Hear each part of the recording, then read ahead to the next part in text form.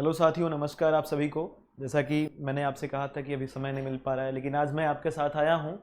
बहुत शॉर्ट में बात करेंगे आपसे कि अ, जो आप सोच रहे हैं रिजल्ट कब तक आएगा, टीजीटी पीजीटी का रिजल्ट कब तक आएगा। मैंने आपसे कहा था कि हो सकता है कि इवेलुएशन और ट्रांसफ़र का जो मैटर चल रहा है, इवेलुएशन वाला जैसे ही ख़त्म हो जाएगा, टीचर्स इवेलुएशन में जो लगे हुए हैं उसके बाद रिजल्ट आ जाए। उसके दूसरे दिन ही बाद पीआरटी म्यूजिक का रिजल्ट आ गया, क्योंकि पीआरटी म्यूजिक वाले जो लोग हैं वो इवोल्यूशन में नहीं लगे हुए थे तो उनका रिजल्ट आ गया।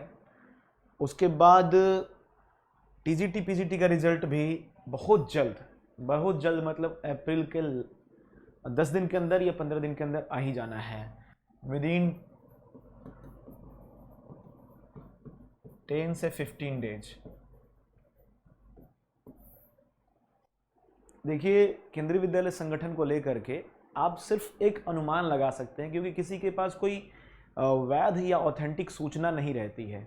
जो भी ऑथेंटिक सूचना होती है वो सिर्फ और सिर्फ जो ऊपर के अधिकारी हैं, जो संगठन में से जुड़े हुए लोग हैं, उनके पास रहती है। तो मेरा बस ये कहना है कि आप 10-15 दिन के अंदर रिजल्ट आ जाएगा।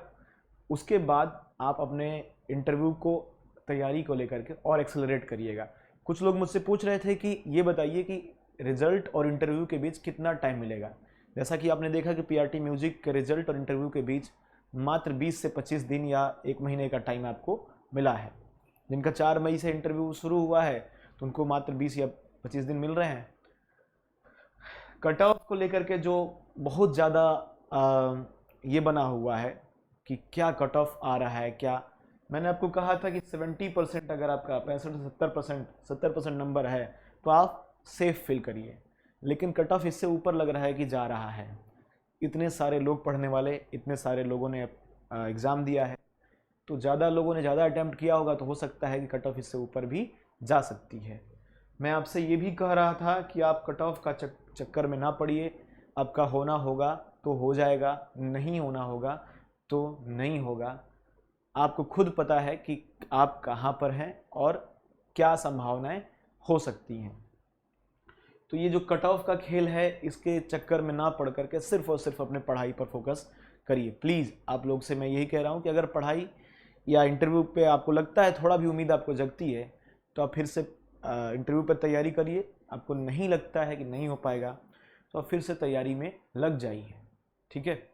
डेमो टीचिंग जो आप कह रहे थे मुझसे कि डेमो टीचिंग करा दीजिए, मैं कोशिश में हूँ कि मई के फर्स्ट वीक में यस आपकी डेमो टीचिंग और मॉक इंटरव्यू, कोशिश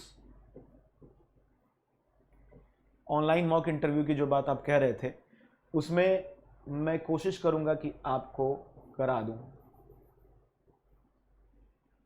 ठीक है। डेमो टीचिंग और mock interview online. Demo teaching के लिए मैं सब्जेक्ट एक्सपर्ट्स को बुलाऊंगा, हो सकता है कि वो आ जाएं, रेडी हो जाएं, ज़रूर डेमो टीचिंग करा दूंगा। हालांकि डेमो टीचिंग किसी की भी वो आइडियल नहीं होती है।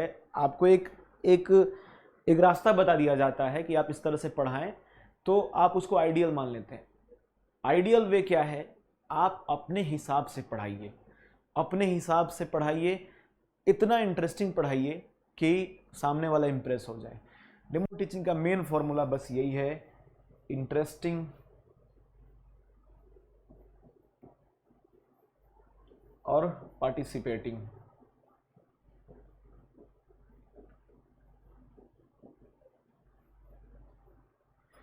आपका कंटेंट इंटरेस्टिंग होना चाहिए और विद्यार्थियों को उसमें पार्टिसिपेट करना चाहिए। सिर्फ और सिर्फ अपने घर में आप अपने लोगों के साथ, जो अपने घर के लोग हैं उनके साथ बैठ करके ब्लैक बोर्ड या वाइट बोर्ड लेकर के वहाँ पर प्रैक्टिस शुरू कर दीजिए कि कैसे ज़्यादा से ज़्यादा आप इंटरेस्टिंग पढ़ा सकते हैं। हो सकता है कि 5-6 दिन बाद मैं भी एक अपना टॉपिक लेकर आऊँ, हो सकता है कि आपको वो अच्छा लगे, हो सकता है ना लगे। सबका एक अलग स्टाइल होता है पढ़ाने का, ठीक है। तो आप इस चीज़ को समझिए बेहतर तरीके से और आप कंटेंट पे फोकस करिए कि आप उसको इंटरेस्टिंग कैसे बना सकते हैं, कैसे आप विद्यार्थियों को ज़्यादा से ज़्यादा पार्टिसिपेट करने के लिए प्रेरित कर सकते हैं, ठीक है। और जो मॉक इंटरव्यू है वो ऑनलाइन कराने की जो आप बात कर रहे थे, तो मैं इन लोगों से बात करता हूं और मैं देखता हूँ 2-3 लोग जो सब्जेक्ट एक्सपर्ट मुझे और मिल जाएं, तो हो सकता है कि मैं करा दूँ आपका मॉक इंटरव्यू। दोस्तों, मैं आपसे बस यही कहने के लिए आया था, इधर से गुजर रहा था तो मैं आ गया, और बस आपसे यही कहना है कि आप इन चीज़ों के चक्कर में ना पड़ें कि कब रिज़ल्ट आएगा, कब कट ऑफ आएगा। सिर्फ़ और सिर्फ अपनी मेहनत पर भरोसा करिए। जो भी होगा वो भविष्य के गर्भ में है, जो कुछ भी होगा वो भविष्य के गर्भ में है, ना आपके हाथ में है ना हमारे हाथ में है, वो बस सिर्फ और सिर्फ समय के हाथ में है। तो कुछ चीज़ों को अगर आप समय पर छोड़ देंगे तो ज़्यादा बेहतर होगा। अब रही बात एक दो क्वेश्चंस जो आते हैं मेरे पास कि एज गैप का क्या करें, और मतलब स्टडी गैप हुई है, नौकरी का क्या करें। तो मैं इस पर कई बार आपको बता चुका हूँ। फिर मैं 4-5 दिन बाद एक लाइव सेशन लूँगा इधर आने के बाद। और सबसे ज़रूरी बात कि पीआरटी म्यूजिक के किसी शिक्षक से आपका लाइव इंटरेक्शन में इस वीक में ज़रूर करवा दूंगा। बस यही कहने के लिए मैं आपसे आया था। आप अपनी तैयारी को ज़्यादा से ज़्यादा एक्सेलरेट करिए, कंटेंट पर फोकस करिए, और इन चीज़ों को छोड़ दीजिए आप प्लीज़। कब आएगा, कब, जब आना होगा तो आएगा। आप इसकी चिंता बिल्कुल छोड़ दीजिए। आपको बस फोकस करना है अपने कंटेंट पे।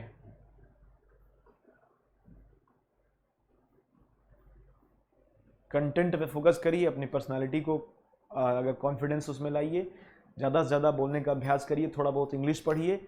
और आपने इतने वीडियोस देख रखे हैं यूट्यूब पर, सभी लगभग ठीक ठाक बता रहे हैं सब लोग, तो ज़्यादा टाइम आप उसको देखने में बर्बाद मत करिए, समय का यूटिलाइज़ करिए। बस यही आपसे मेरा कहना है। तब तक, जब तक कि आपका डेमो में नहीं करा देता, तब तक, जब तक कि आपका रिज़ल्ट नहीं आ जाता, तब तक तो आप मेरे साथ बने ही रह सकते हैं। बने रहिए मेरे साथ। मैं जैसे ही समय मिलेगा आपके लिए कुछ ना कुछ ज़रूर लेते आऊँगा। बहुत शुक्रिया आपका।